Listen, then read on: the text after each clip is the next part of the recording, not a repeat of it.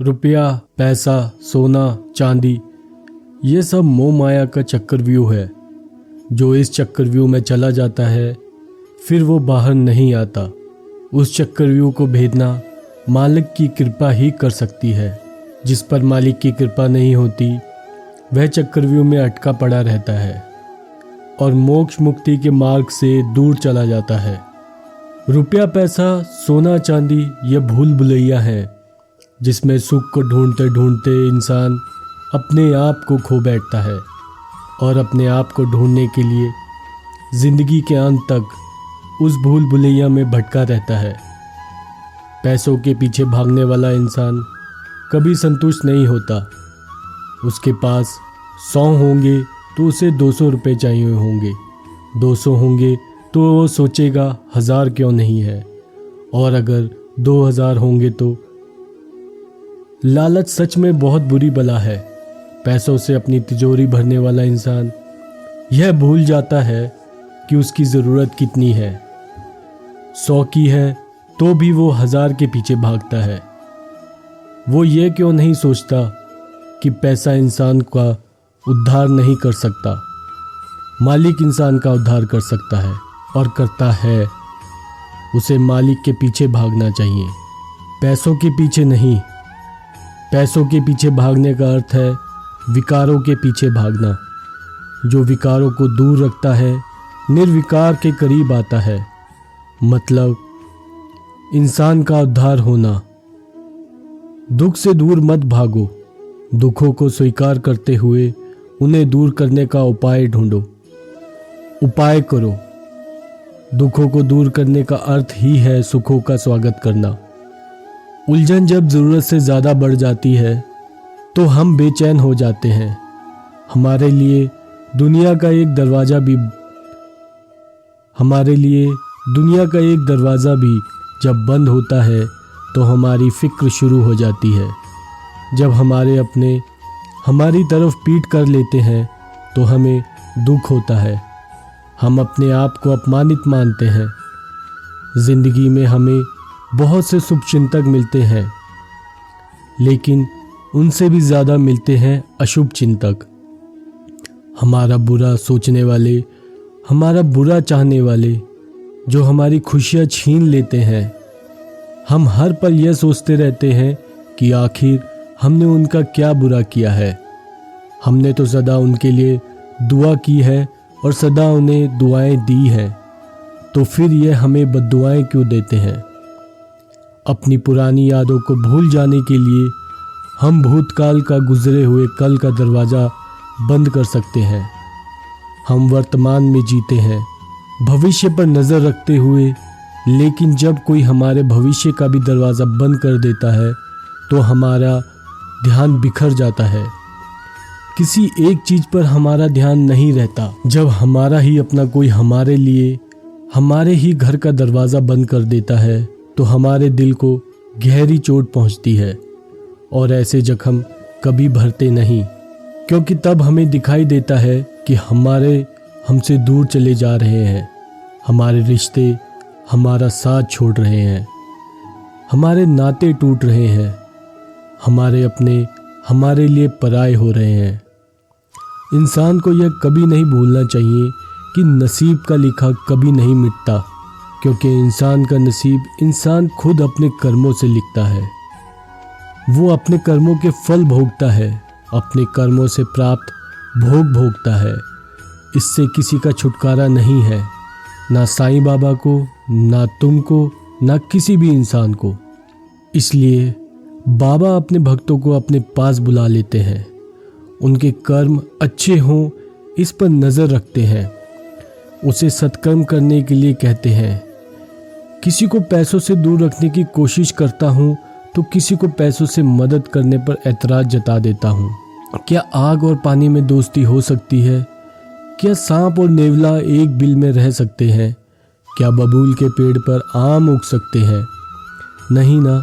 उसी तरह विरक्ति और आसक्ति का मेल कैसे हो सकता है? माँ संपत्ति विरक्त है और पैसा आसक्ति का रूप है।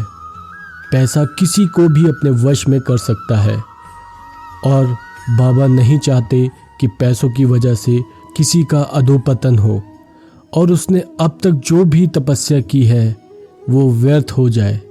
पैसा महासंपत्ति के आध्यात्मिक उत्कर्ष में बड़ा बनकर खड़ा हो सकता है।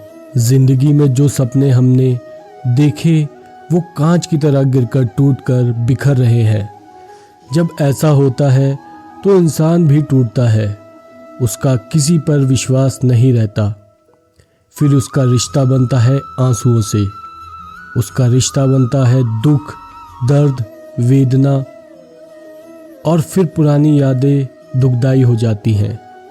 ऐसे समय में इंसान को मालिक से रिश्ता बनाना चाहिए, आंसुओं से सारे रिश्ते तोड़ लेने चाहिए, क्योंकि आंसू इंसान को कमज़ोर बनाते हैं।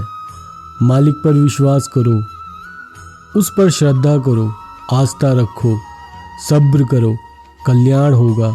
जिस घर में स्त्री का अपमान होता है, जिस घर में स्त्री की पूजा नहीं होती, उस घर में वह स्त्री नहीं रहती जिसका नाम है लक्ष्मी। जब हम घर की लक्ष्मी का अपमान करते हैं तो समझ लीजिए क्या आपने लक्ष्मी का अपमान किया है। तो ऐसे घर में लक्ष्मी कैसे निवास करेगी। अपना परिवार इंसान की ताकत है, शक्ति है। परिवार सुदृढ़ हो तो इंसान का मन भी सुदृढ़ होता है। परिवार सुदृढ़ हो तो इंसान का स्वास्थ्य भी ठीक रहता है। सुदृढ़ और हंसता खेलता परिवार इंसान को मानसिक शक्ति और समाधान देता है। जिस परिवार के सदस्य दूसरों का आदर करते हैं, एक दूसरे से ही ईर्ष्या नहीं करते, उस परिवार से मालिक को भी प्यार हो जाता है, लगाव हो जाता है। मालिक भी ऐसे परिवार का सदस्य बनने की इच्छा रखता है। मालिक भी ऐसे परिवार में निवास करना चाहता है। ऐसे घर में मालिक का आशीर्वाद होता है। ऐसे परिवार में बरकत ही बरकत होती है। इंसान प्राणवायु से ज़्यादा उम्मीद पर जीता है, बल्कि उम्मीद इंसान को जिंदा रखती है। इंसान जब निराश होता है तब यही आस आंसू बन जाती है। यही आस तेज होती है तो प्यास बन जाती है, ऐसी प्यास जो कभी बुझती नहीं। ऐसी प्यास का दूसरा नाम है महत्वाकांक्षा, जिससे कभी कभी इंसान का अधोपतन हो जाता है। जो झूठ का हाथ पकड़कर जिंदगी की राह पर चलते हैं उन्हें ठोकर लगती ही लगती है। अपने मार्ग से भटकते ही भटकते उन्नति के दिशा में जाना हो तो अधोपतन की दिशा में चल पड़ते हैं। झूठ नकली फूलों की तरह आकर्षक और मोहक लगता है और इंसान उसकी तरफ तुरंत आकर्षित भी हो जाता है।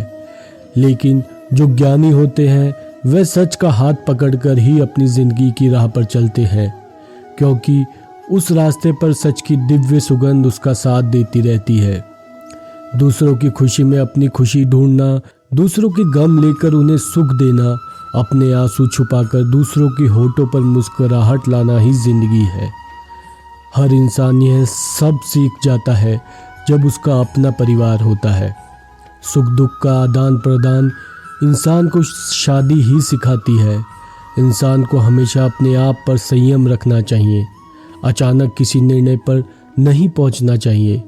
जल्दबाजी में ना कोई फैसला लेना चाहिए, ना कोई राय बनानी चाहिए। पहले सामने वाले को समझना चाहिए, परखना चाहिए। घटने वाली घटनाओं में अर्थ ढूंढना चाहिए। ऐसा क्यों हो रहा है, कम से कम ये जानने की कोशिश करनी चाहिए। कभी कभी जो हम देखते हैं वह सच नहीं होता, और कभी कभी जो हम सुनते हैं वो भी सच नहीं होता। हम जो देखते हैं सुनते हैं उसे सच इसलिए मान लेते हैं क्योंकि उस बारे में हमारा ज्ञान अधूरा होता है। विवेक विश्वास का एक रूप है। जहाँ विवेक है वहाँ विश्वास है, और जहाँ विश्वास है वहाँ विवेक है। विवेक और विश्वास ही इंसान को सब्र का पाठ पढ़ाते हैं। जो सब्र करना जानता है वह कभी निराशा का साथ नहीं देता। अपने किए पर पछतावा इंसान के हित में है, और अपने अपराधों के लिए प्रायश्चित करना भी। इंसान तो गलतियां करता रहेगा और करता है, लेकिन उन गलतियों का एहसास होना और मौके का इंतज़ार ना करते हुए उन गलतियों को सुधारना ये अपने आप में एक बड़ी बात है, और माफ़ी मांगना अपने किए हुए कर्म पर पछतावा है।